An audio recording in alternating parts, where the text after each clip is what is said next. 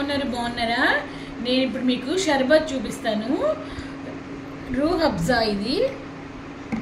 దీంతో 1/2 లీటర్ పాలలో రుచికి సరిపడా షుగర్ యాడ్ చేసుకుని మిక్సీ పట్టుకోవాలి. తర్వాత మన దగ్గర డ్రై ఫ్రూట్స్ ఉంటే పిల్లలు ఏవి ఇష్టంగా తింటారు అంటే అవి వేసుకోవచ్చు. Choice your. ఇలా వేసుకుని గ్లాసులో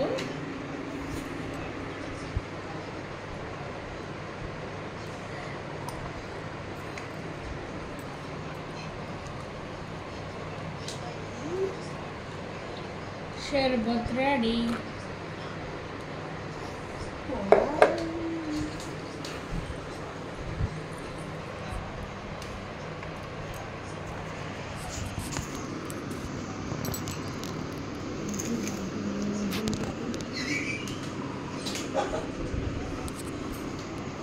షర్బత్